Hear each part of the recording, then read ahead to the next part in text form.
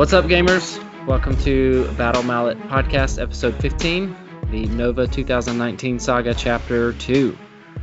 This is a podcast delving into the minds of four busy gamers, their annual journey to the Nova Open Convention, playing miniature tabletop games, and balancing life with those games. I'm Jared Johnson, and I'm here with Trace Hyde. I am not a crazy person. I'm a holy knight. Jason Table New Murray. 4-1. Go Bills. And Danny Clemens. Football sucks. I hate it. Sports are stupid. Oh, yeah! Somebody on my side. Only for the moment. Oh.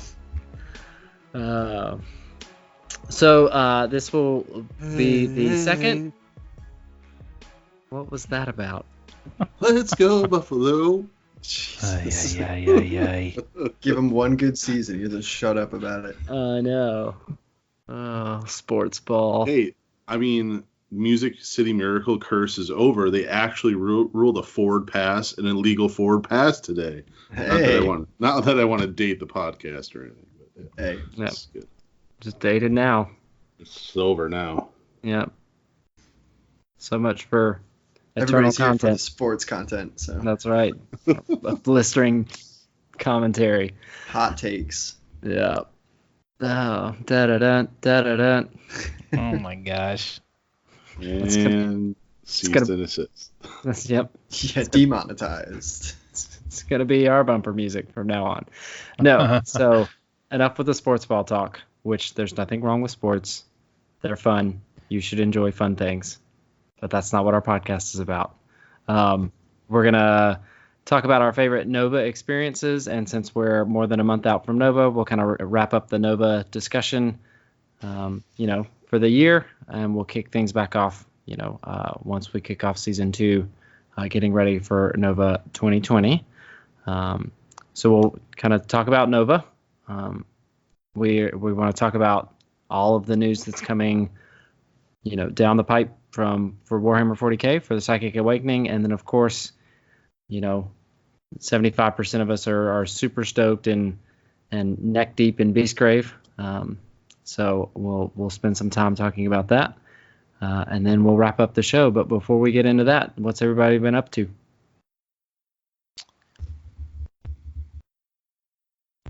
Not everyone at once. Trace? It's usually when you would ask somebody. I know. Who's everybody? I don't know. Everybody is everybody. I've been doing a little bit of painting, not a whole lot of painting. Tonight I actually did something different that I had never done before, which was I used Super Sculpey and made my own base toppers for the first time. What? Yeah. Exciting. Yeah, they just came out of the oven right before the episode started. So, Ding, turkey's done. yep. So just trying to do some new things, just to expand and flex my hobby muscles. So they're really easy to do. You just get I got the medium Super Sculpey, I guess it's what it's called. It's in a box over there. I'm not going to go get it. But it retains a good amount of detail, and it's really easily workable, and then you just roll it out. You basically make cookies for your bases, and then you have I got some specific width cutters to fit every single size base that you could put that are round or ovals, and I made some of those, and yeah. Got some of the stuff from Green Stuff World and tried that out. It's been a lot of fun. Something different. For what army? For the demons, sir. Yeah. Yeah. Making a whole cool. bunch of runic bases, so they'll all match, and they'll all be kind of like a dusty, chalky color, and they'll make that Ruin Storm Demon paint scheme pop out really nice, because it'll be a dark mini on a light base. Nice. So yeah, that's Cool. been my hobby progress for a little bit, and I painted a little bit on some of the Skaith's Wild Hunt. And I probably will take up Jared's idea about my ghosties, because he gave me an idea that I hadn't really thought about the other night, which was to paint the Lady Harrow's Morn Flight as some Dementors. I thought that would be fun to do. So I'm going to look up some different ways to make some dirty, chalky-looking cloth and maybe do some like comic book style hatch work on the cloak. Oh, that would be cool. Yeah, make them a little bit more stylized and not as, real. Because I don't know, there's just a lot of cloth on that mini, and so it would just kind of get lost, I think. So I'll try some new stuff. If it doesn't work, then I'll start over, because it's easy to paint dark cloth. Yep. That sounds pretty neat. Yeah. Yeah, and I wouldn't have even thought of it, but we were sitting across the table from each other, and I just saw them in black, and I was like, yeah, they look like Dementors. Mm-hmm. The same shape, and they have the same like silhouette, obviously. Yeah. And so I think that would be kind of cool to do. And do some neat non-metallic metal and stuff on the weapons and stuff like that to help them pop. So we'll see. Cool. Danny, what have you been up to? I have assembled all of my Lord of the Rings stuff that was left over. Nice. That I hadn't done. I had some Knights of Minas Tirith to assemble, and then all the stuff that I bought when I was at Nova, some Forge World stuff that is just easy to get there rather than mail order. Put all that together and was reminded of how amazing Forge World stuff really is. And then I based all of those miniatures as well, and that's what I've done in the last week or so. I took a couple weeks off and just didn't touch hobby for a while. Just starting to kind of get back into it just now. Yeah, I'm the same. Basically, no hobby has been done until this week, and I assembled and primed the starter set for Beastgrave. So, and then after I got finished priming, I saw all of the gaps that were there that I didn't see before. So I think I'm going to have to go back in with some liquid green stuff, and then I'll probably go back and brush prime over that. Yeah, I'm about to become very familiar with some plastic horse butts in the near future, I think. There's lots of gaps in that. Yeah. That's a good segue to talk about just gluing pegged minis, because one of our buddies, Max from Battle for Salvation, made the mistake of posting on the internet on just easy to assemble kits and gaps and stuff like that, and the internet exploded with what I thought was just unnecessary stuff, like say your piece, try to help somebody and move on. Yeah, it was unfortunate the way that people reacted to him. What happened?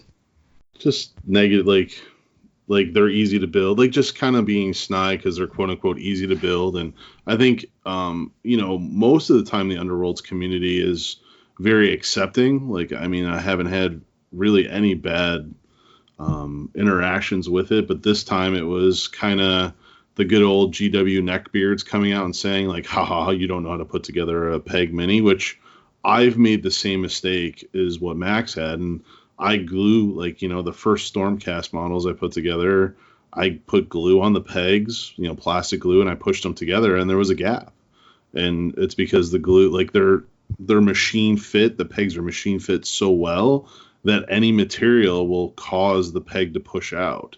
Yep. So you either have to file down the pegs or cut the pegs a little shorter and really be purposeful with a thin bead of glue. I still use plastic glue because that will definitely seal the gaps. It'll hold those harder to get, shoulder pads or whatever together. But just cutting off the ever so fraction of a fraction off the peg can help you tremendously in closing the gaps when putting an easy to push model together with glue. Yeah, the GW models are always amazing no matter what, but I've not loved the assembly of a lot of the push fit that I put together personally, because I do either cut it down, or sometimes the pegs are just tight in those holes and you have to sand them down, and you're like, this feels like more work than is intended. Yeah. I found that the easiest thing to do is just take your hobby knife and just trim just a little bit off of the peg on the end, like either at the very tip or just like basically make it kind of like a wedge instead of letting it be a hole pin, and then you just put glue like you normally would where you would the joins would be. And I've not had any issues getting any of the minis together, because the cool thing about that plastic glue is it softens that peg a little bit and it makes it really easy for it to go in. So that would be what I would recommend for people to do. Yeah. I just stopped putting glue on the pegs. So I might glue the seams, like, if there's like a seam in the torso or something. Mm-hmm. But I don't even put glue like in the peg hole or on the peg anymore, because of the exact reason that Jason said, that you put any material in there and it's obvious that it's not supposed to be there. And nothing could be more obvious for me than the giant gap that is in Gerzag. Yeah. That's like under his arm. So I primed those models black. So I didn't see that gap at all until I started painting him. And I was like, well, I guess this is Gerzag now. So. Mm-hmm. Yeah, not like you'll see the table anytime soon. That's true. The other tip for putting those push fits together, especially Underworlds or heavily detailed bases, I got from Trace, and that's don't glue your models onto the base. Like, do the same technique as shave them down, because those detailed bases go so much easier when you can airbrush them. Yeah. Yep. And then it also lets you get into like the nooks and crannies of the model, so you can get like underneath the cloak and stuff that's more difficult to reach otherwise. So that'll leave me to my hobby progress, I guess. So who did you pay? So yeah, the beautiful thing is I did reach out. So I think our last episode I mentioned the Crimson Fists, and just like, holy cow, that's money to spend against an army that maybe not. So my little time came up in the queue. Dark Bunny Creatives was like, hey, your project is ready. And I said, speaking of which, can I switch what my project is? And they said yes. So every single Nice. Underworlds faction that has not been painted in Season 2 and all of Season 3 are now at the shop getting worker bees to paint it up. So that'll be that's Magors, Thorns. Yeah, it's a lot of stuff. And including the Dreadfane warbands as well. Okay, cool. Oh, nice. Yeah. I'll be all the way through the Wolf Riders, whatever the new Goblin Wolf Riders. Rippa's Snarl Fangs. Yes. So everything through that will be painted, which will kind of go to my hobby goal for this year, and that is to play every faction in Beastgrave at least once or twice. Not, just because normally I skip factions and I only play like 2 or 3 out of a season. So I'm trying to play them all. Nice. I like that plan. And then other hobby progress, we did get a narrative game in with some liberties. So it was just to get everybody up to date. Kelar Fall. It was Danny and myself, the Crimson Fists and the Ultramarines, or the Ultra Fs as we like to call them, took on Trace's Black Legion and Demons. And there was a great warp portal that he was trying to activate and summon. We added some really cool narrative effects where we rolled, and if the portal ignited, then he got to summon in some Gribbly demons. If it did not, it misfired and hit everything in its path. So it was a lot of fun. Like, I know I got to put units on the table that aren't normally on the table. It was definitely a fluffy narrative thing. Reverse still managed to do nothing, and my chaplain he wasn't very inspiring during the battle, let's just put it that way. So, but other than that, it was fun to roll dice with you guys. Yeah, for sure. It was a fun game. It was a crazy game. It was fun to kind of just adapt the rules for fun. Like, the sometimes I think it's hard to remember that the rules police aren't going to show up and arrest you if you change something because you don't think it's fun. And we didn't necessarily do that because we didn't think it was going to be fun. It was just we thought this was a more fun option to just make that portal in the middle just go haywire and shoot stuff, and it did that in spades. Yeah, it was a lot of fun. I thought I think it helped us all to relax, just that throw some random crazy stuff in there too, and not take it too seriously. I mean, it's a fun game anyway, but when you do something like that, that's just completely at random, like you just have fun with it. So yeah, I had a lot of fun, and unfortunately, the good guys won that one. Yeah, we call it a victory, but I think we took like 80% casualties from that damn warp storm, and we were one unit away from summoning a bloodthirster, which would have then killed the rest of our armies. So yeah, for those of you keeping along at home, that means that so far in our little campaign, Chaos have infiltrated through and went to some sort of secret site, which was then exposed of them trying to activate a warp gate or summon in some demons, whatever we want to call it. So that was like game 1 and 3.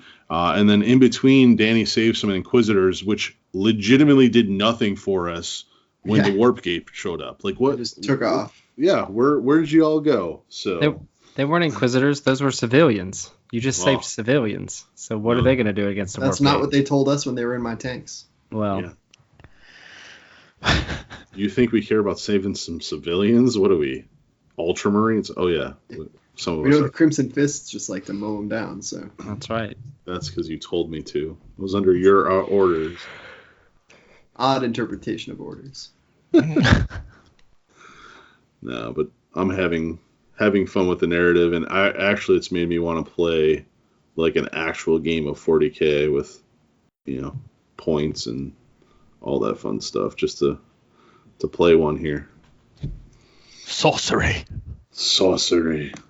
And then my other hobby progress is I obviously assembled all of the Beastgrave Underworld stuff. I have put together some more Hellblasters, and there may have been some tombs rising in the 40K universe in the hobby cave. Oh, that's fun.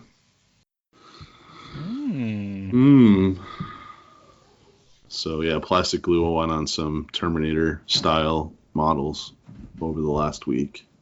Oh, very cool. Sneaky secrets. Yeah, that's awesome. Well, why don't we take a break here, unless anybody's got something that we've missed? No, it just sounds like you got a school going on back there. Yeah, so I gotta go help my wife. So I'll be right back. We'll take a break and then we'll come back. #life.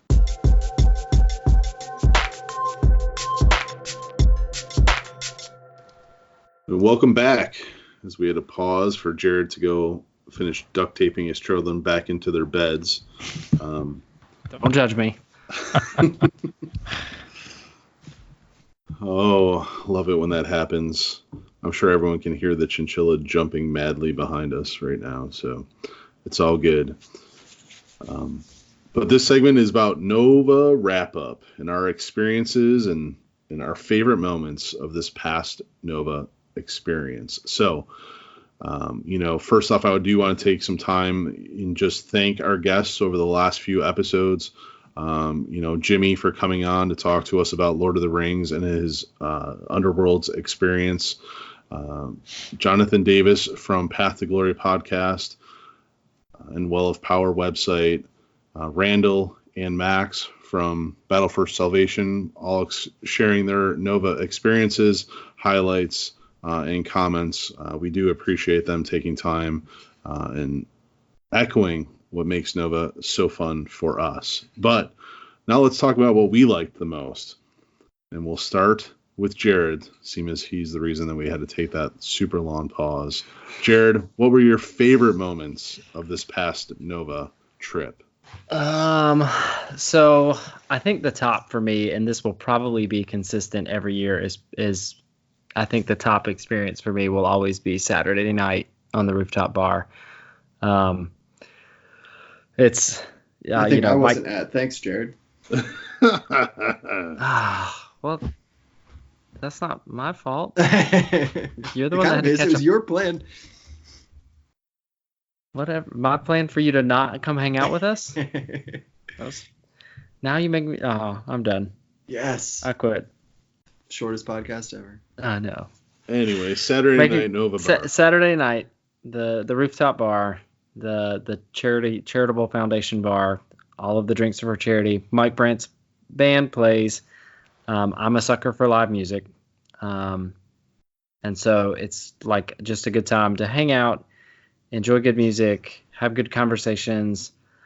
And so, just hanging out with you guys, being able to talk to the Nova staff and the Nova volunteers, to be able to talk to GW staff, like all of that, just the cumulative hobby, charity, alcohol, music infused experience, I think is always going to be for the past 2 years, it's been the top. So we'll see if that track record continues. And then other highlights, I think overall gaming experience, I had the most fun playing in the Age of Sigmar doubles, and I think that is due in large part to awesome opponents. So the gentleman that we played from Cape Fear Legionnaires, we had a great time just enjoying ourselves in that game, and then wow. The names are escaping me. He had a terrible partner, though. Guy's the worst. Which one? Me.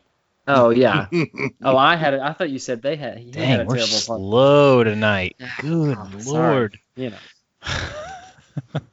Still the Nova hangover, I guess. Yeah, right. Still nursing it a month later. Yeah, no. So that was good, and Trace getting to further tempt me down the dark path. Yes. But I think that, a big part of that was everybody's expression when, so we haven't, I think we hinted at it, but I don't think we ever divulged what our big secret was for the Age of Sigmar doubles. We spent entirely too much money on a resin skull and custom M&Ms with the corn symbol on them.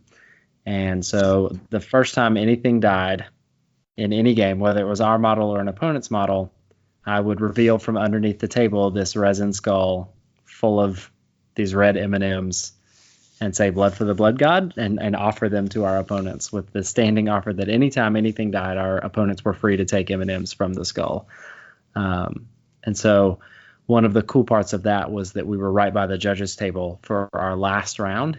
And so everybody that walked by to go to the judges table to turn in their scores or check on something or ask a rules question or whatever would see the skull sitting there on our table with the M&Ms in it. So we got a lot of comments on that. So that was a ton of fun. And then, it's the game that we spend probably the most time playing and thinking about, Underworlds.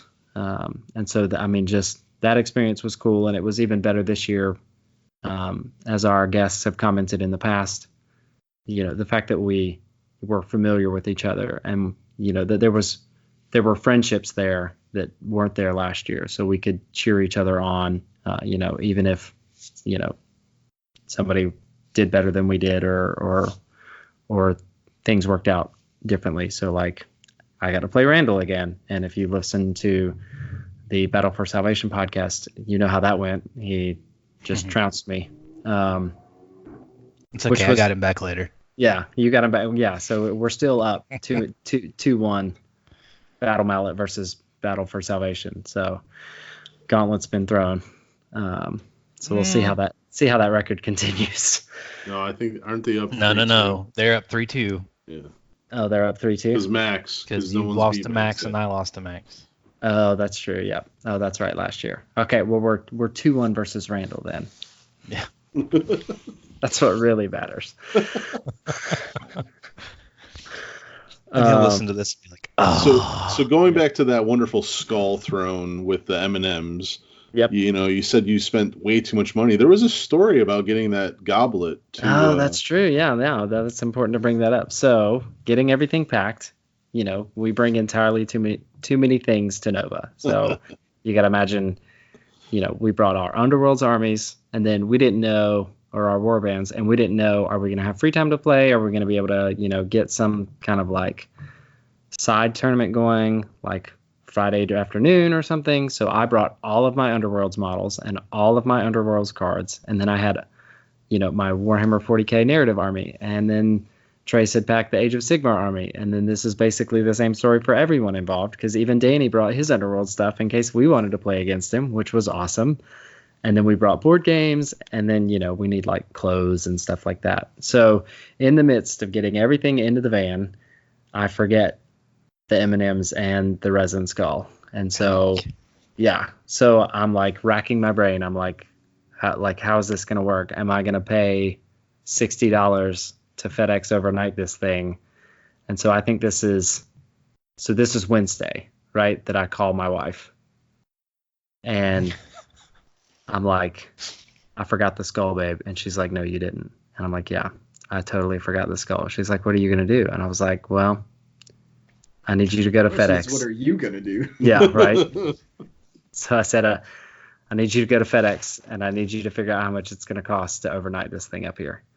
So she did, and she went to FedEx, and it was only like $11 to get it there by the end of the day on Friday or Thursday, so that we had it or by the end of the day on Friday, so we had it for, end of the day Thursday, so we had it for Friday for the Age of Sigmar doubles. Yep. So she did it.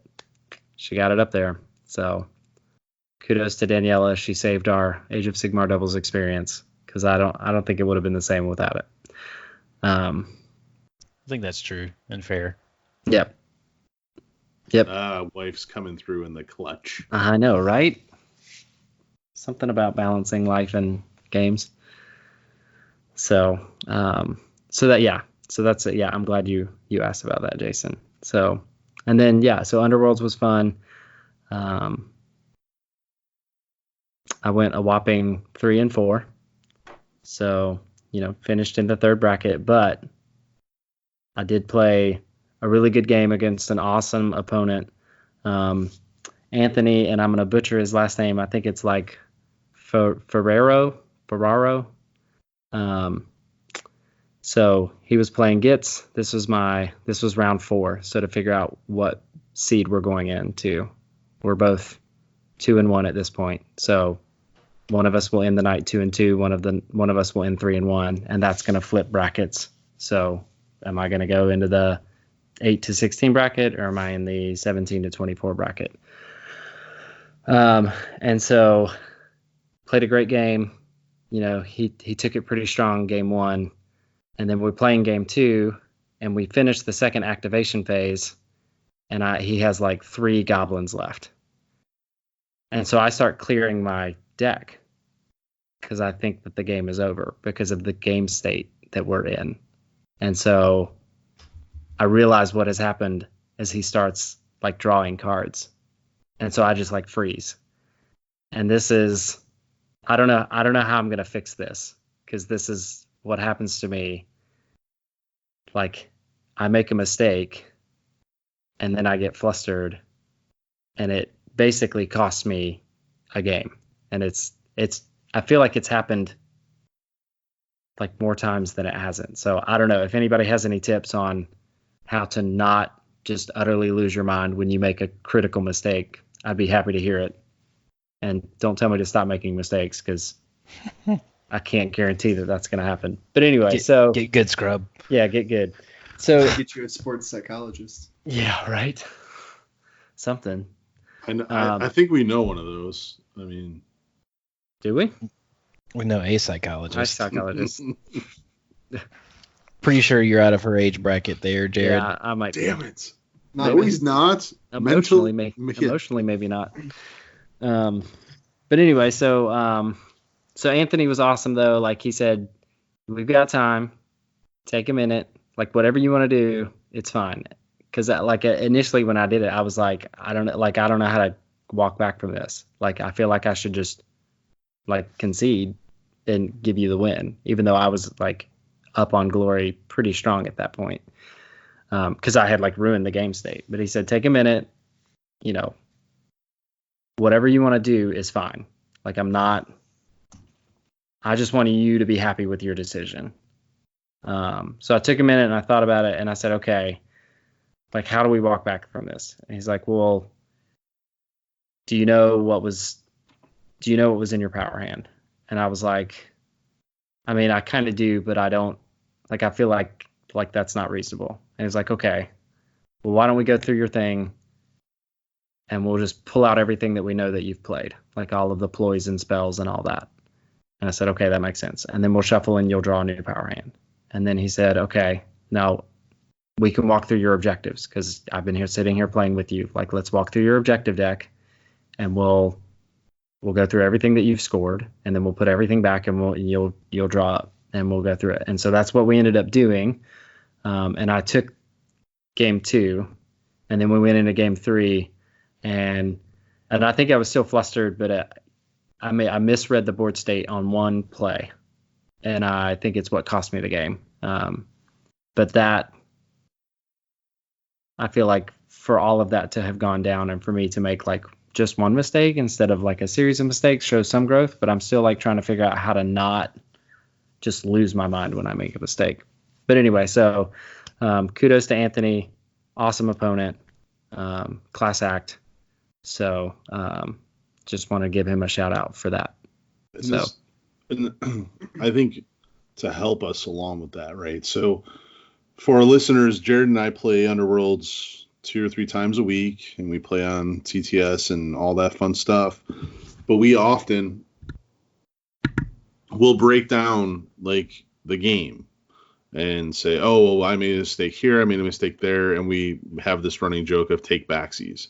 So I think how we get better in making a mistake and moving on is twofold. First off, if you make a mistake in any game, remember that they are tabletop miniature games, and both parties make the mistake. The only one that knows you made a mistake is you. So play into it. It's okay that, in this case, is a little bit outlying, whereas you picked up cards and you had to communicate with your opponent. But I'm just talking normal, like, oh, I moved a figure too far, or oh, I messed up and I didn't score this objective, blah, blah, blah, blah, blah. Like, no one knows you made a mistake but you. So just play into that mistake and say, it's okay, I'll move on. Because in all likelihood, you either caught your opponent off guard, they still have to capitalize on the mistake. There's a lot of other factors that go into that mistake. And then as far as practice goes, we need to get better at 1, playing to time, and 2, once we make a decision, stick with the decision and talk about it later and just move on. Because even in our practice games, we dwell on those, oh, shoot, I made this error and I have this card and this.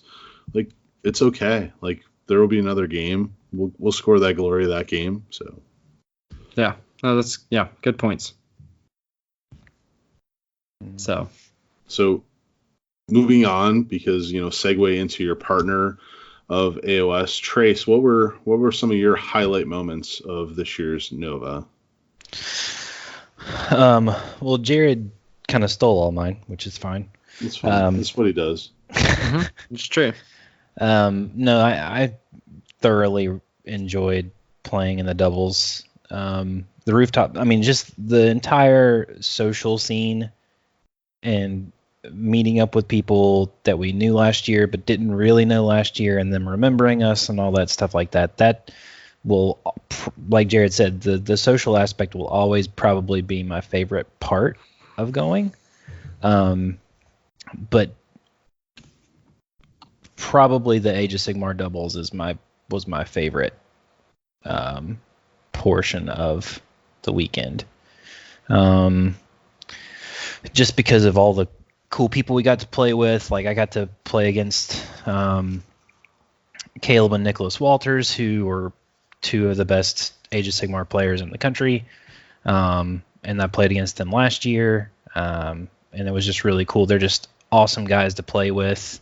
They're just, even though they kicked our teeth in this year, that was so bad.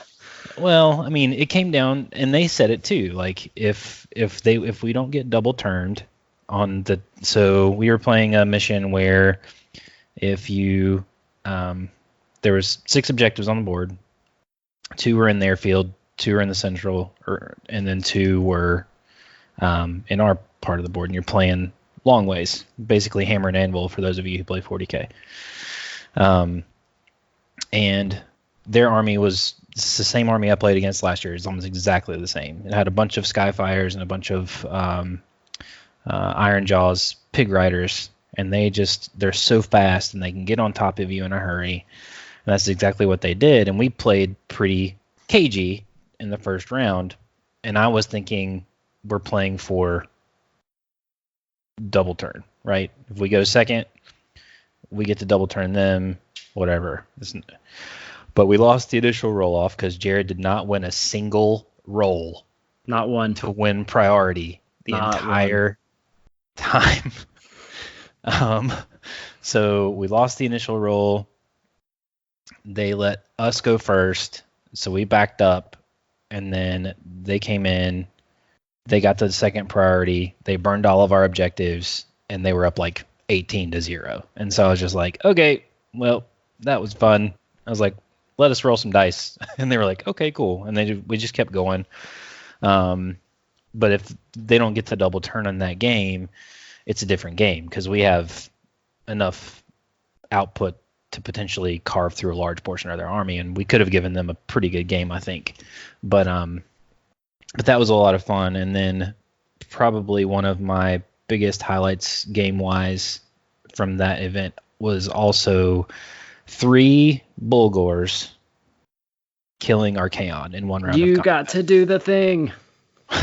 I got to do my thing, which was get to do my crazy combo that I had thought out in my brain that I thought it was going to work, and it did. And it killed one of the hardest hitting models in the game in one round of combat. So, and the look on our opponent's face when I said, that's 22 damage. And he was like, what? It was really cool. And then one of my favorite parts about the skull and the M&Ms was one of the personalities that surrounds the Age of Sigmar community and has a YouTube channel. His name's Vincent Venturella, and he's an excellent painter. He and his co-host do Warhammer Weekly, which if you're into Age of Sigmar and you don't watch Warhammer Weekly, you should definitely go watch it on YouTube. It's every Wednesday.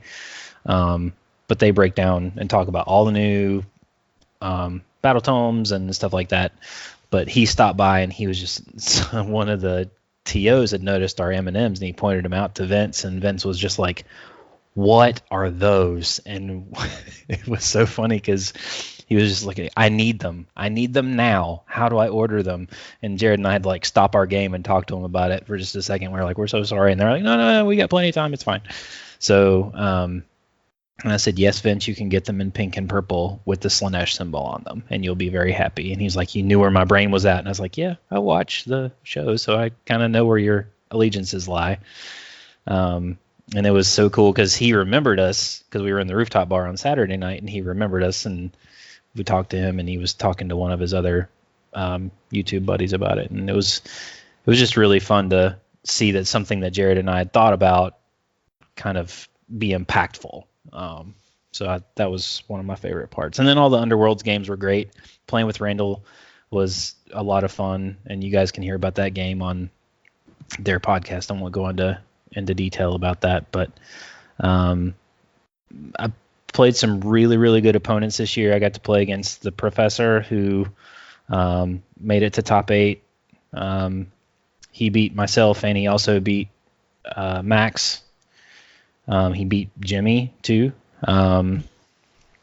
So he was a really, really good player. And then I also played Duncan Bills in my last game of the tournament. And he just had every single thing that he needed in his hand. And domed Mollog in like one round. So Nice. that made my game really quick. And he told me, he's like, I built this entire deck to counter, really heavy hitting guys. So that's the reason why that worked that way. And it was nice to talk to him and walk through it. And I was like, hey, we'd love to have you on Tabletop Simulator. Love to get some games in with you. Just to have more diverse people to play with, I think, is an awesome thing for us to do. But yeah, those were my highlights. Were Age of Sigmar, lots of hanging out with new friends, meeting new people. We connected with Jonathan and Aman and all those guys, and they're now friends, which is cool. So, yeah. Well, awesome. A lot of fun things there. Memories to last a lifetime. Mm-hmm. Danny, being the newbie of the group, I know we've talked a lot of Lord of the Rings stuff with you, but just overall, what was your favorite moment? What was fun for you? I really liked it when you and Trace got in an argument on the drive up. That was fun. Ah, that was fun. What is your Star Wars theory? You're never gonna know. Then that time that we went to get gas and then had to go across the street because we didn't go to the right gas station because Jason. But no, because Jason had to look in on his company. Yeah, we had to pay Jason to take us to Nova. Yeah. But it was nice just to kind of get away and spend time together. It was kind of the overall thing. I obviously spent a lot of time talking about Lord of the Rings, and that community really wowed me and impressed me. I unfortunately am absolutely horrendous with names, so I don't really remember everybody's names. Fun fact, used to be a teacher and absolutely had kids at the end of the year that I knew who they were. And if you said their name, like I knew exactly who they were talking about. But if they came up to me, they'd be like, hey, Mr. C, have a good summer. And I'd be like, you too, sport. So I am really bad with names, so I apologize. Please never take offense by that. I will remember your face and remember exactly where and how I met you till the day I die, but I will never remember your name. So that's my blessing and my curse. But that was a ton of fun, just getting to meet all those people and that community. I enjoyed the getting Oprah'd with a free Sister of Battle at the GW preview event. That was fun because I don't think we've ever really talked too much about it on this podcast, but I am one of those people that has always wanted to start a Sisters of Battle army, but does not plan to spend all the money it takes to buy a metal Sisters of Battle army. And so this plastic line and rejuvenation is something that I am super psyched about. So when I got to have my little hands on a brand new miniature that was from the new Sisters of Battle line, that made me happy. That was a cool thing. So I know us going up on Wednesday was for the GW preview, which we almost missed. Which was almost my fault. But, did it meet your expectations of being at the preview? Yes and no. Like, it was, like, for me, there wasn't a lot of things that I was particularly excited about during this particular reveal, simply because they had literally just dumped all the Space Marine stuff in our lap like a week before. Seeing like new Warcry stuff and things like that was nothing too exciting. And at that point, I hadn't played the Lord of the Rings stuff, so I wasn't like as into it yet. But the Lord of the Rings reveal, in retrospect, was really cool because they have some really cool miniatures coming out down the line. But it was fun to see stuff before everybody else, even though everybody kind of sees it at the same time. But it was fun. Yeah, I think, honestly, if they had not done that little, like, here's your freebie, it would have been mildly underwhelming, which is rude to say, and I don't mean it that way. I just would have been kind of like, oh, all right, that was nice. I don't know if it was worth the trouble at that point, but getting a freebie made me feel good. Like, I really liked, so I did the Meet the Studio thing, like, a few nights later, and it was basically talking to the same people that did the review, the preview, and so that was really fun. Because you got to actually ask questions and kind of interact and talk like in a forum. And that I found to be more rewarding, but both were good. It was fun. Everybody was delightful. The Warhammer team there, the Games Workshop team was incredible, and getting to rub elbows with them and kind of pick their brains about why they choose to do certain things and what they like about their game design and things that they're excited about, and all of that was really, really rewarding. Yeah, it's really cool that basically at Nova you have open access to GW personalities and employees. They are everywhere. So yeah, and like, and if you get a chance to, my personal thing I tried to do whenever I got to meet anybody was just to thank them, because they put in a lot of work. And I know they get paid and all of that and blah blah blah, but they do make the game that we enjoy. So I wanted to take time to thank them for all their hard work, and especially since, like I said, they had literally just dropped the Space Marine stuff on us the week before, and so I was like, hey, thanks for all the cool new stuff. It's fun. That's awesome. Well, cool. So then, Jason, what was your favorite thing? Oh, me? Okay, good. This is like that scene in Jurassic Park where you're talking to yourself. Lord. No, so, Nova, for me, boils down to 5 days away with, my best friends. So it really, that is the time, like the car ride up, picking on Trace picking on us. Those are the things that I really appreciate. And it's really what this podcast is about, right? We get to talk about games. We get to talk about all the cool stuff that we love and play. But really, for me, it's an excuse to get together with the three of you and talk shop, which is kind of what our friendship all started on. So having 5 days of you guys sequestered into my clutches where you cannot get away, and getting Danny really drunk and laying on a bed and telling me what his thoughts are for the next year and plans. Those are the memories that I enjoy. And for me, that's what makes Nova. We've talked about the access to GW employees. We've talked about the access to the Nova staff. We've talked about the great friends that we've made in Underworlds and Lord of the Rings and John out there from the narrative. So like those are really what Nova's all about. And I've asked a lot of different people that go to a lot of different conventions, and all of them say that that's what Nova brings. It's a big party, and that doesn't mean that everyone's just walking around schmammered from 9 to 5 every single day. It's about the access in having a bond with someone that you can just walk and talk, no matter who they are. So, that's my favorite thing is hanging out with you three silly billies. I just want to draw attention that Jason did a classic Jason maneuver there and projected, where I was by far the most sober person that night.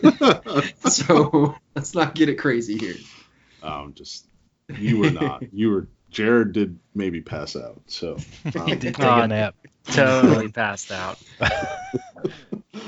Other than that, if I had to just pick like kind of three things, like other than Underworlds being the vast majority and great opponents through that whole event and way too many ties, and I'm sorry to all of my opponents for the amount of ties that I had at Nova this year. The number one most important thing other than friends was the war cry that we all played. So, I skipped, it was Friday morning, Saturday morning. I skipped my one breakfast. Yeah, I skipped my one narrative event. Danny and I went and grabbed breakfast, and then we got Trace and Jared to come play some Warcry, and we played in the lobby of the hotel.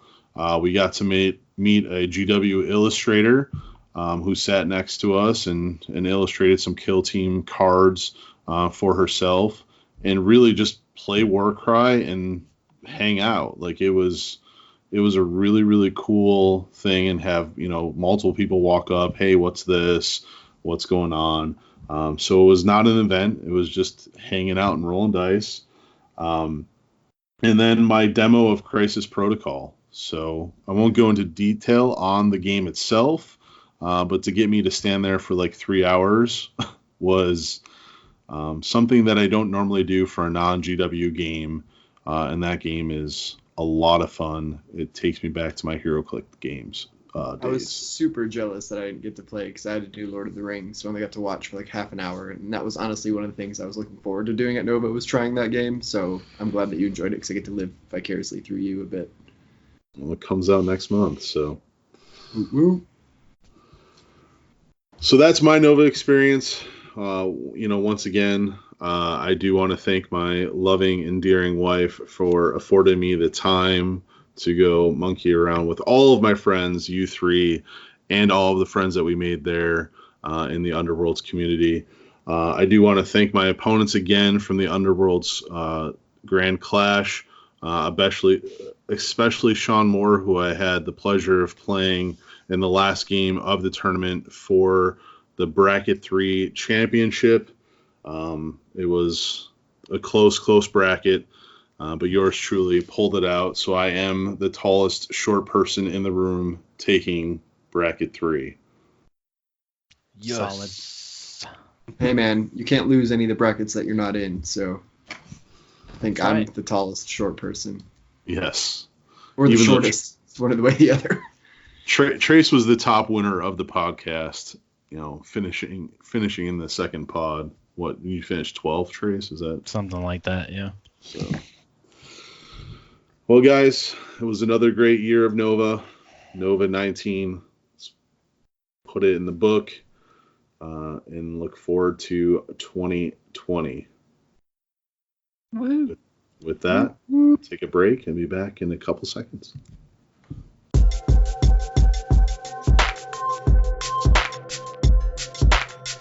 Welcome back. So, fellas, things are brewing in the old Warhammer 40,000 universe. What things are brewing, you might ask? I'm glad you asked. The Psychic Awakening is brewing. It's a brewing. If you in the Psychic Percolator.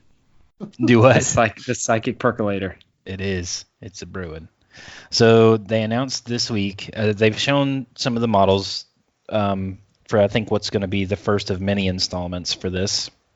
For the new Jane Czar model and the new, what's his name? Drazar. So two characters that have been in the game for a long time. One is an aspect warrior for the Howling Banshees, and the other one is a Incubi special character that it's like a fallen aspect warrior basically for the Dark Eldar.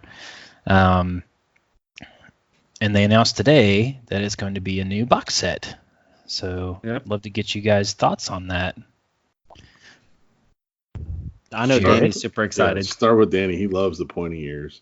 Yeah, I am the world's biggest Eldar fan. Absolutely. Yes. So big. I mean, y'all know I do have my Xenos of choice is the Dark Eldar, so it does feel nice to see some Dark Eldar miniatures coming into play. But I have a pet hate of the normal Eldar, and so that half of the box can melt, but the other half of the box is pretty cool. Yeah. What do you think of the new sculpts of the Incubi? It's hard. I want to see the 360s because I think they look gorgeous. Like the racks, the spine racks are really cool. The helmets are really cool. The big claves are pretty awesome. I do think the poses are a little stiff for what's supposed to be a bunch of badass close combat warriors. Yeah. But I'm willing to concede that might just be photography. But they look a little upright and broad. Yeah, I think the thing that we need to remember, especially for anybody who's looking at these, is that GW does a good job at taking photographies sometimes, but a lot of the miniatures, just when you flatten them out like that, they lose a lot of their dynamism. And so when you look at them on the website when the pre-order goes up, you'll be able to spin them around, and they always, like my opinions on the models almost always change when I look at those things. So, but yeah, I would agree that from just this first glance, they do look a little stiff. Especially when you compare them. So, like, you look at the Incubi and Drazar, and you compare them to the Aspect Warriors and Jane Czar, and it's worlds of difference in the photography when it comes to the dynamics of the models.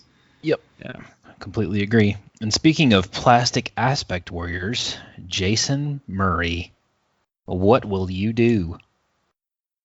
Oh, they're great, but I'll wait. Oh, Yeah, I mean, it's You on can't the play them record in now. Underworlds, so he won't touch him. no, well, yeah. If that was a warband, he'd have it 10 hours ago. I would have bought the whole box. He'd have flown to England and broken into the vault to get it. So here's the thing. Like, Banshees are the reason why I started my Eldar army. It was the thing that I was holding on to sell the army, but I don't really care for it. They're in a huge box set. Like, it's only 5 of them, and I don't need multiple aspect Jane Zara models, right? Like, I don't need 2 of her. So it'd be really hard to start a force of Banshees on the box set. Now, I am extremely excited to see the lore that goes along with this, because typically the lore, like these box sets previously, have always kind of moved the story ahead. I am cool with the setting. I think that we can incorporate it into our play. I'm not ruling out getting back into an Eldar army. It just this box doesn't. Like, if I was starting Dark Eldar, I think I'd be more apt to be buying this box than starting Eldar. Yeah, I would agree. The sculpts are very, like, I am very happy with the Banshee sculpts, though. Like, I couldn't have asked for more, and I'm glad they're in plastic. Yeah, and I'm glad that you touched on that, because one of the things that they also talk about in the overview is that they're kind of continuing the trend of standardization with the new Space Marine Codex, right? So the new Space Marine Codex is the first of the quote-unquote next-gen 40K codexes, and they talk about in this article how they're going to have, in this new book that comes with the box, successor tactics for, like, your own custom craft worlds, and also new Exarch powers, and also a new discipline called Runes of Fortune. So now Eldar will have 3 exclusive psychic disciplines, which will be awesome. And Jared, being the resident most psychic chapter of us, what do you think on that? I mean, I don't really feel like rules-wise the Eldar needed more, like, psychic potency, but from the lore standpoint, I mean, they're an entire race of psychically imbued beings, so it only stands to reason that, like, they should have, more options. And even if there is some great psychic awakening happening across the galaxy, that they would be the first to feel the effects of it. Mm-hmm. Like, I mean, their race is entirely psychic. So, and the Dark Eldar, they have their own method of, like, suppressing that psychic nature that birthed Slaanesh, blah blah blah. So I'll be interested to see, like, what kinds of powers come out of that. Because it feels like they've already got, like, a lot of buff and debuff powers. So I'm curious if they'll just dip into that more, or if they'll go a different direction. Like, in reading that article, like, they talk about how they have some stuff for the Dark Eldar too, but it just seems like that was the army that needs the most love out of the 2. Yeah. And it doesn't feel right now like they got the most of it. Yeah, I mean, we'll have to wait and see what the Cabal obsessions, the Homunculus Coven obsessions, and the Witch Cult obsessions are, and see kind of what those change. But yeah, Danny, I would agree that, like, it's kind of overshadowed a little bit, because it feels like, well, the Eldar actually got the new psychic discipline as well, and Exarch powers and stuff like that. So, but yeah, I'm excited for the box just to see what's in it. I will not be buying it, but I'm interested to see where the story goes. And yeah, it's fun times ahead. And what I'm really excited about is to see how they approach the rest of the factions, because when they talked about Psychic Awakening at Nova, they talked about how every single faction will get something to use with this stuff. So I think it will be interesting. Like, how do you incorporate, like, Adeptus Mechanicus in this? Do they get psychic robots? Is that what happens? Like, do they steal the brains of an Eldar and put them in a robot? I don't know. And like, I mean, it's interesting too that they're starting off with one of the factions that's notoriously no psyker. You know, like Dark Eldar don't use psychers, and so how they handle that is probably going to give us a bit of a clue for like how Mechanicus and like Tau will be dealt with. I mean, overall, it's really cool. Like, we've kind of seen this pattern coming since 7th edition, where they wanted to include these boxes into the larger narrative, but the fact that they've redefined kind of what 8th and going forward what codexes are, you know, because if you think about it, codex updates have always gone along with edition updates. And now it's like we're going to be stuck in 8th. They feel like they got a good core rule set to work off of. And now over the next few years, we're just going to continue to see these expansions. And I mean, I can't wait to see the next Aspect Warrior updates, like, you know, striking scorpions and stuff like that, and moving the story along that path as well. So, and don't forget on the drive up, I was the one that predicted what Psychic Awakening was, because I'm the man. You is the man. One of the rumors that I've heard too about the next set that will be Psychic Awakening will actually be Black Templars and potentially multi-part Chaos stuff too. So I don't know what it'll be. We'll find out. I don't know if there'll be like the full plastic obliterators in there or something like that. I don't know. Not the easy to build ones. Wouldn't be opposed to that. Yeah, be interested to see some new Black Templar sculpts come out. I think that would be awesome. But anyway, we can speculate all we want to, but only those who are truly psychic will really know what happens. Well played, sir. Yep. So we'll be back in just a few minutes and talk to you soon.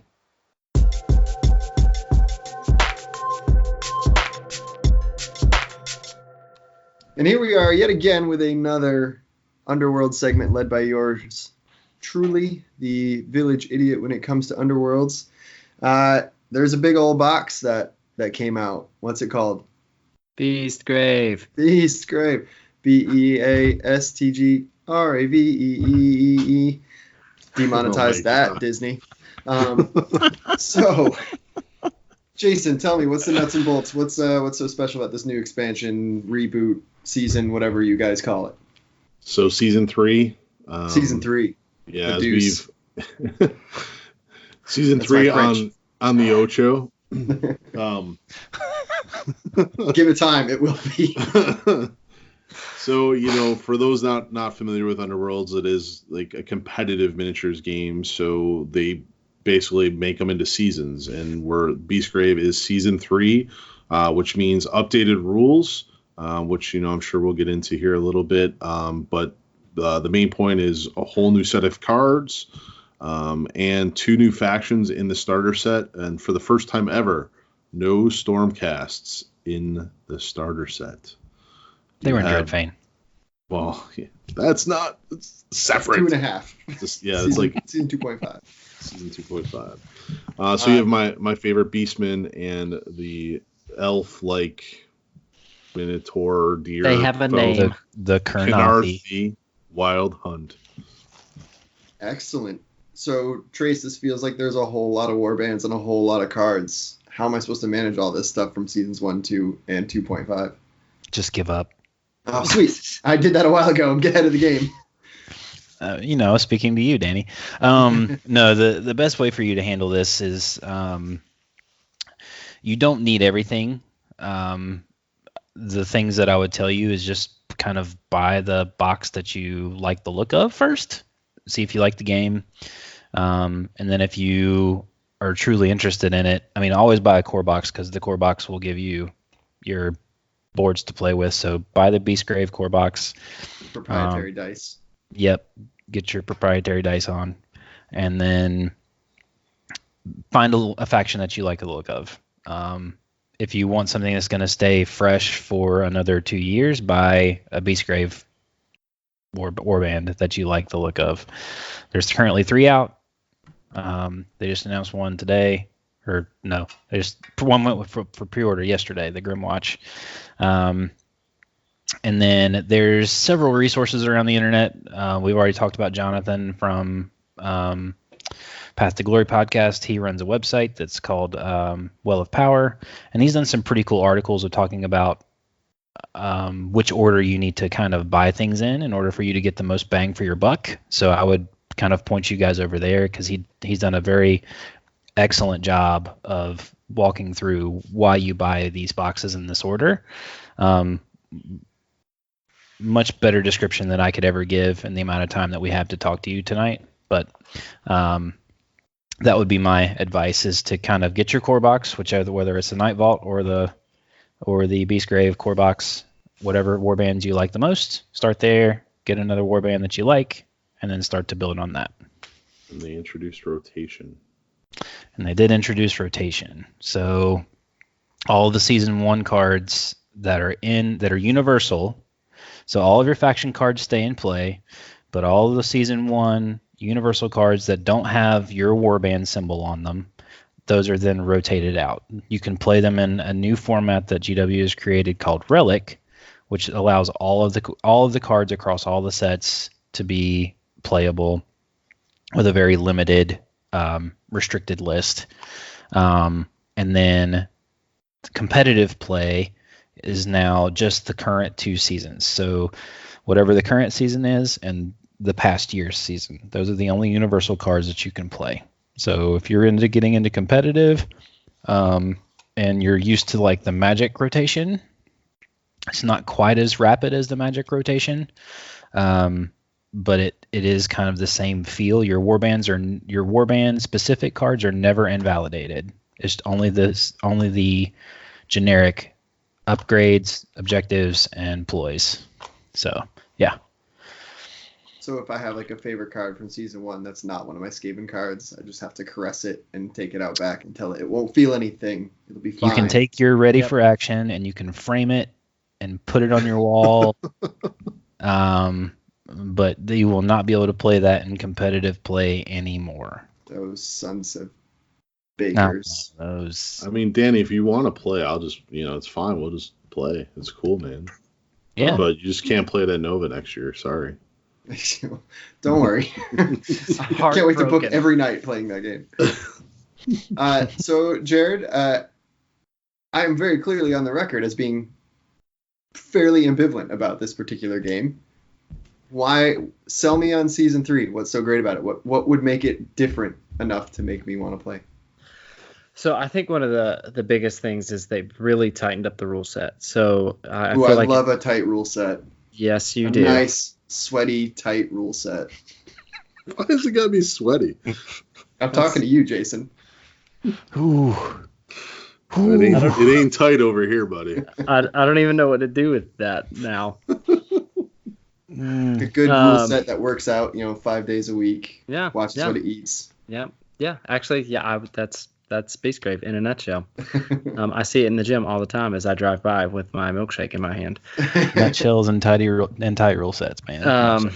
So they've done a lot of work. So season 1, I feel like there were some rule wording ambiguities, and I feel like what they've done in Beastgrave is they've basically created a grammar for all of the different interactions. They've bolded a bunch of words to help tighten up when certain things happen, when your reactions can happen. They've given a flow chart, and I love a good flow chart for the attack sequence. So exactly when things are supposed to happen. So this is a game that you could pick up and you could read the rules for the game, and you could read the rules interactions that occur on the cards, and everything is laid out in a clear, very concise manner.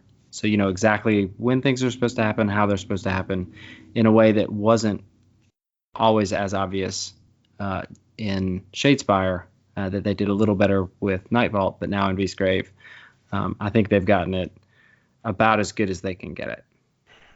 Yeah, I think they've really hit their stride a little bit in the rules portions. Yep. I'm a big fan of bold. I'm a little disappointed they didn't use italics, but I'll settle for bold. I think there are some italics. Oh, but that's for the fluff. Come on, nobody reads that except for nerds. Exactly.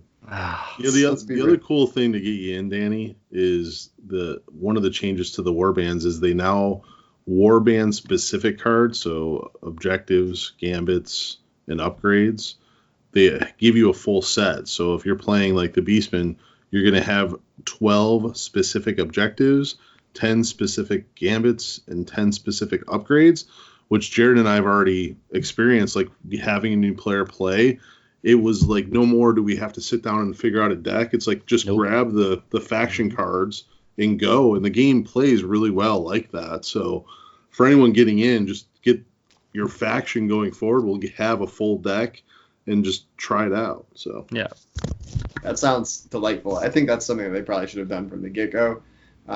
Because my poor rats are sitting here with like 5 cards to their name. So what are you gonna do? All right, well, it sounds promising. So why don't we just go through a little lightning round then, and just Jason, tell me what's your favorite thing so far about the Grave of Beasts? The Grave of Beasts, the upcoming warbands. I mean, they're not all officially announced, but you can kind of glean what they would be from the cards. So you have the Beastmen, you have the Wild Hunts, you have the Grey Watch, Grim Watch, whatever the heck they call the Flesh Eater Court guys, which have a great res mechanic, kind of like Night's Watch. Yeah, Men of the Night's Watch. They think they're noble. They do. They have a cool res mechanic, kind of like Skeletons or Skaven, but taken to 11. We have the Goblin Wolf Riders that'll be coming up that we've already seen pictures from. But then from artwork, it looks like we're going to get an Ogre faction, a Nurgle faction, a Daughters of Cain faction. Yep. And I'm forgetting one. Ironjaws. Ironjaws. Yeah, some sort of other orc faction. So, and then the diversity within those factions, like season 1 and a little bit of season 2, like the fighters, although had different actions, they kind of had the same, like everybody had like 4 or 3 wounds, or this seems there's gonna be a little more sprinkled in. Like the 2 factions that we've seen, we've ranged from 4, 3, and 2 wounds, different kind of stats on their cards. So just trying to liven it up. So that's what I'm most excited about. Big fan about a man who says the thing he's most excited about is something that doesn't exist. Got this whole brand new game, and I'm excited about what's coming next.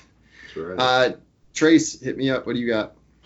So the thing that I'm probably the most excited about is the limitation of what are called surge objectives now. So classic early 2000s soda, or that would be correct. It will get you amped up, bouncing off the walls, and ready to go crush your enemies and claim the glory and the Beastgrave. Yeah. So they've put a new limitation on competitive play for surge objectives where you can only have 6 in your deck. So this is one of my favorite things about this, is kind of more of the repurposed focus on objective play, because going in, at Nova, one of the things that we all kind of noticed was, unless you're Duncan or unless you're Dean Bills, like, you don't really play a lot of objective game. Like, you play more aggressive and more kind of hybrid decks where you can kind of play passive and score. But most of the decks were anywhere from 7 to 8 to 9 score immediately cards, which are what surge cards. So they've limited that to where you can only take 6 surge cards in any deck. So that'll kind of shift the focus away from just pure hyper efficient decks to, you have to kind of think about and plan what's in your, have to know what's in your deck more, and kind of what to plan for the future rounds, and how you can score those all that glory in the end phase rather than in the middle of the turn. So that's one of the things that I'm most excited about, and just all the different warband diversity too. Because even with the Dreadfane warbands that we can include, they're completely part of the game now. You have just a really nice, diverse field of warbands to play with. So if there's one thing that you like, you can probably make it work in the game. Sorry, while you were talking, all I could think about was the tight rule set. Got me completely distracted. I'm a little hot and bothered. I can't even muster the strength to ask Jared.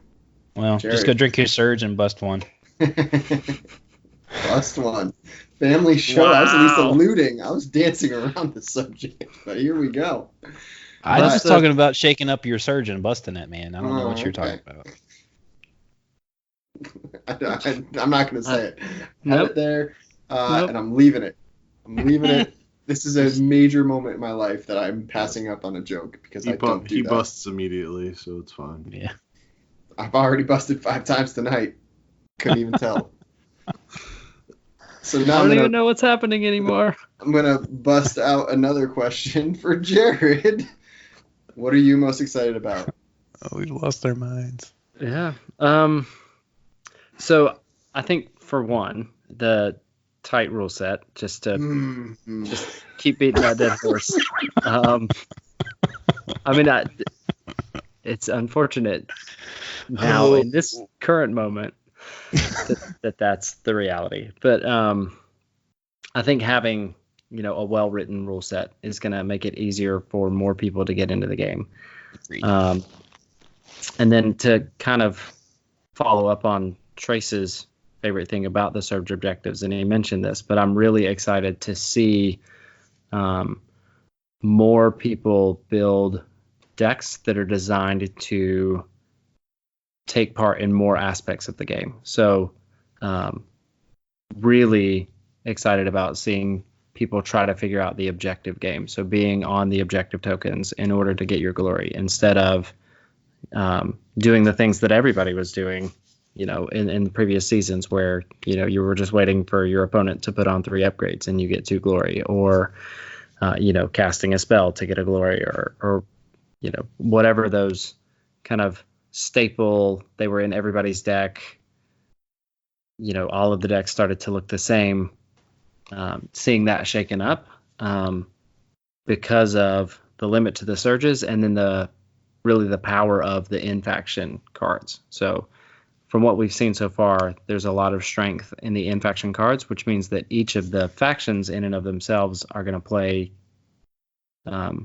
somewhat similarly, but you're not going to see 2 factions that are different that have the same deck in the same way that we did before. Right on. Well, you guys left me a lot of thinking to do. I don't know if I'm going to do it, but you left it with me. And it sounds like it's an exciting time for those of you guys who enjoy this sort of game. So I'm happy for you. You're like an ex-girlfriend who found like somebody really nice. I'm super psyched for you guys. Thanks. I got that ex-girlfriend revenge body. It's really tight. Yep. Oy. That's where I was going. I was just going to bring the analogy full circle. But thanks for chatting with me, boys. And I'm excited for everybody, genuinely. It sounds like you guys are going to have a good time with this. And hopefully you might see me play a game or 2 throughout the entire season. Nothing like a good old circle surge.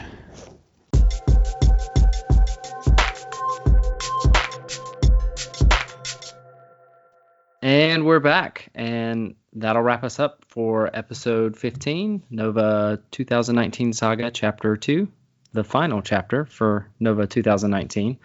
As always, we appreciate all of the listens and the feedback and the likes and the comments that we get on Facebook and Twitter and what's that other one? Instagram. Gosh, I'm so good at this. So good at the social media. So if you haven't yet, give us a like, a follow on Facebook, on Twitter, on Instagram. So Facebook, we're Battle Mallet Podcast.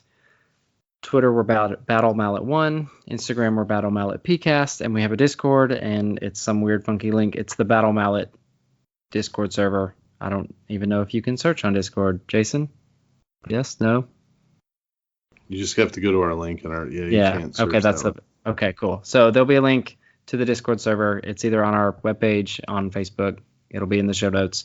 So if you like what we're doing, let us know. If you don't like what we're doing, there's something you'd like to hear us do as we come to the close of this first season, or something that you'd like to see us do, as we start thinking about Nova 2020. Give us a shout. Let us know. If you want other people to be able to find our content organically, the best way to do that is to give us reviews and stars and all that stuff on iTunes or on Facebook. It's what they use for their algorithm to help other podcasts be discoverable. So that's it for the, all the business aspect of it, I guess. So I had a great time at Nova. I'm looking forward to next year. I don't know what we're going to do. I don't even know what the format is going to be, given that all of the different announcements that they made for Underworlds, and the fact that every event was bigger and grander than previous years. So it'll be interesting to see how that goes.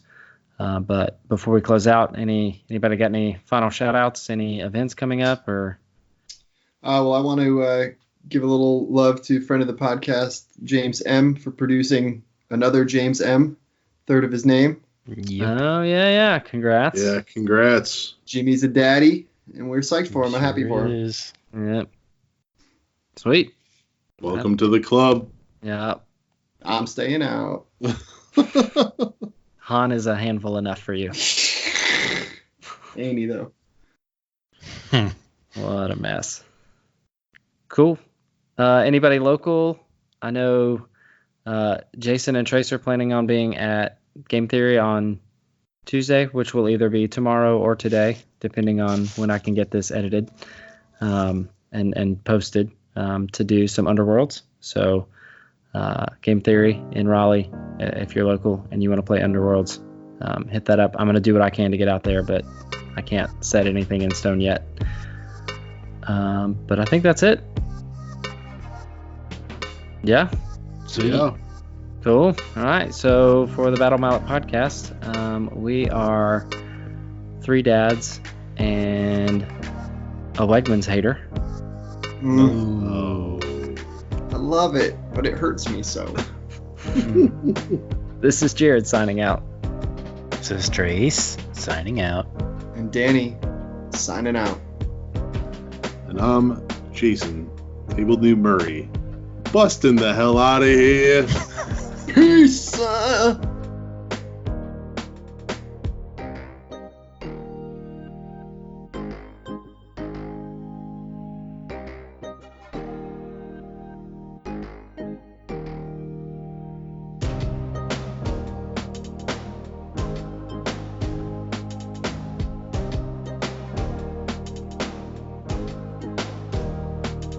The Battle Mallet podcast is protected under the Creative Commons license. If you have further questions as to its use, you can find more information via links on podcast.battle-mallet.com. Music by Anno Domini Beats.